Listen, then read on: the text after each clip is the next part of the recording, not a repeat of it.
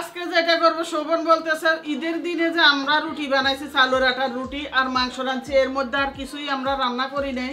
ঈদের দিনের মাংস গতকালকে শেষ হয়েছে, আজকে মাংস নাই, এই জন্য খুবই সুসিমুসি লাগতেছে। সুসিমুসি বলতে মানে এটারে কিভাবে বুঝাবো আমি, মানে ভালো লাগতেছে না যে পাতিলে মাংস নাই।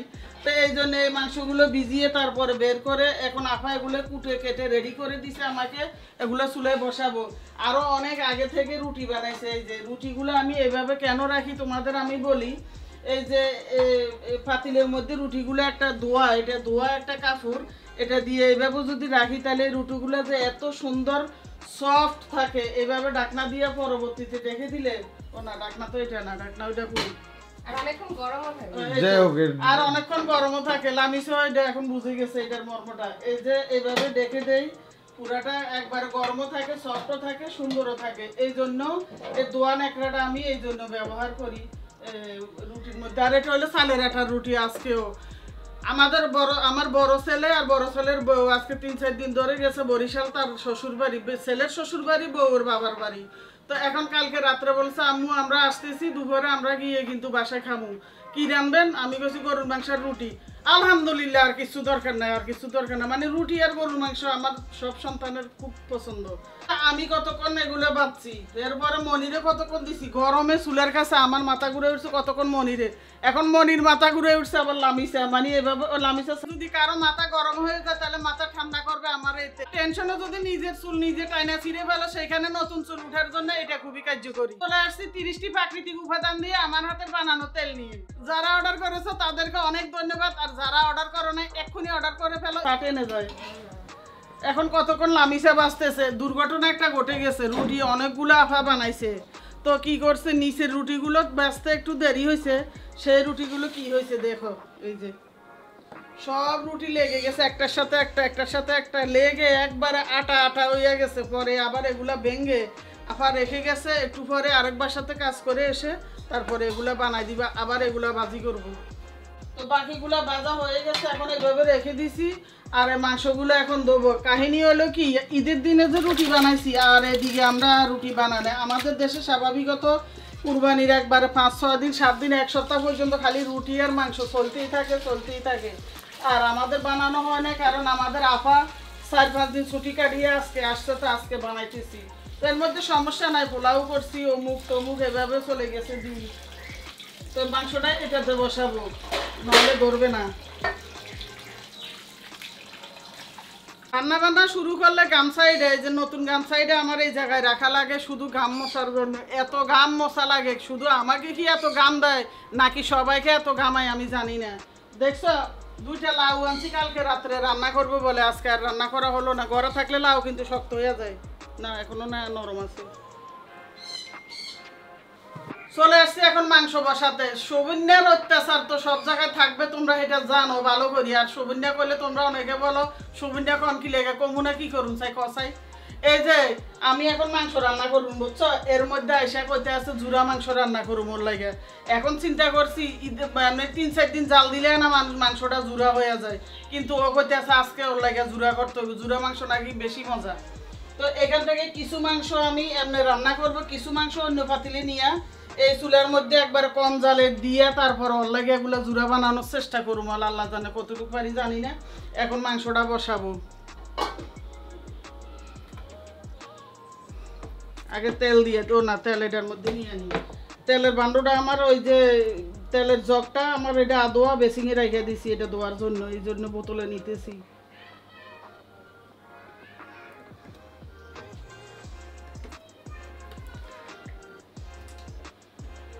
আগে তেল দিয়ে দে, হাতে মাখিয়ে গরুর মাংস সবাই রান্না করো আমি জানি, কারণ সবাইকে আমি দেখি ভিডিও ফেসবুকে যাই, ইউটিউবে যাই, কিন্তু হাতে মেখে সবাই রান্না করে।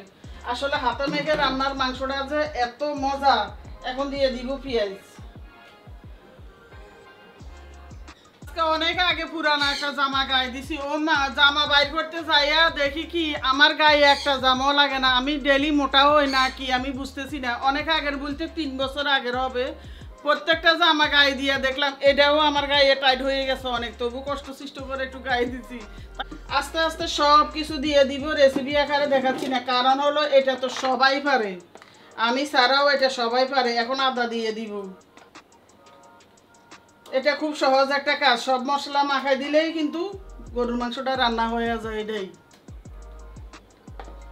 এখন দিয়ে দিব হলুদ, চামচ দিয়ে দিলে পোষাবো না, হাতে দিয়ে দিই। তারপরে এগুলারে একবারে বেশি করে হাতে মাখাবো। এটা হলো জিরার গুঁড়া, এটা হলো ধনিয়ার গুঁড়া, এটা হলো লবণ। আমি মরিচের গুঁড়াও একসাথে দিয়ে দিই। অনেকে কি করে মরিচের গুঁড়া একসাথে দেয় না, পরে দেয়, আমি দিয়ে দিই। আর আমি যেটা ব্যবহার করি গরম মশলা, যে এই যে গরম মশলা, গোটা গোটা গরম মশলা, এলাচি দারচিনি দিলে সবাই বকা দেয়, এগুলো নাকি কামড়ের নিচে পরে আবার বাঁচতে হয়। এই জন্য আমি এই কষ্ট যেন না করতে হয়, এখানে তেজপাতা, দারচিনি, এলাচি এগুলাকে মানে কুসুম কুসুম গরম করে চুলার উপরে, তারপরে ব্লেন্ডারে গুঁড়া করে নিছি যেন আর কারো দাঁতের নিচে না পড়ে। এখন এখান থেকে দিয়ে দিব। তারপরে এবার আটা মাখানোর কাজ শুরু।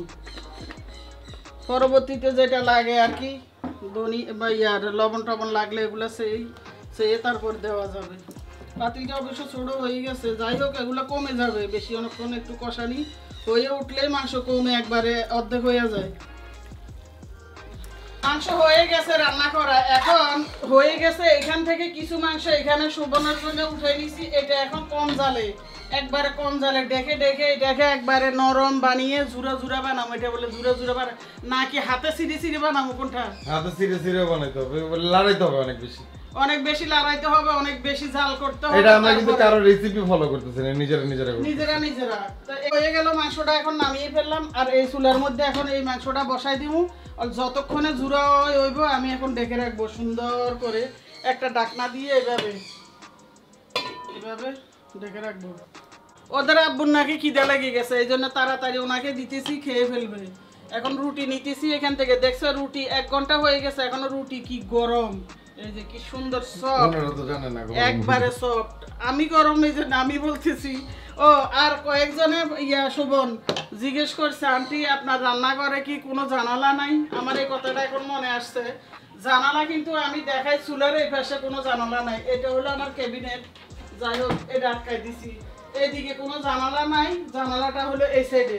এই জন্য গরমটা বেশি এদিক থেকে আসে, আসলে এই দিক থেকে যাবে না। কিন্তু চুলার জানলাটা উচিত ছিল চুলার উপরে দেওয়া, কিন্তু তাই দেয় নাই, কারণ চুলার ওই পারে হলে শোভনদের রুম, এটা কোনো সিস্টেম পারে নাই মনে হয়, এটা এই পাশে দিছে জানালা। তো এই জন্য বলে দিলাম আর কি তোমাদের। এখন নিবে মাংসটা, রুটি নিয়ে নিছি, টেবিলে দিয়ে দিতেছি। আসো। শোভনের জুড়া মাংস করতে আজকে কত প্র্যাকটিস যে করতে হয়েছে তোমাদের কি বলবো, একেবারে মজে গেছে। তারপরে কি করছি আমি, একটু ঝুড়ে ঝুড়ে হওয়ার জন্য ওই যে ডাল গুটনি আছে না, এটা দিয়ে একটু একটু চেপে চেপে দিছি। এইভাবে চেপে চেপে দেওয়ার পরে খুব সুন্দর, এমন সুন্দর জুড়া হয়ে গেছে, দেখাই তোমাদের। এই যে আজকে শোভনের এটা খেতেই হবে, না খেলে চলবে না। তো অবশেষে এটাই করছি, কারণ সন্তানদের যতক্ষণ পর্যন্ত না খাওয়াইতে পারি মনে শান্তি আছে, বলো তো। হয়ে গেছে কি সুন্দর। লামিসা জুড়া পরে খাবে, এটা হচ্ছে শোভনের, আর এটা হচ্ছে লামিসার। লামিসাকে এখানে এখন রান্না করা মাংসটা দিয়ে দিব। বিসমিল্লাহ।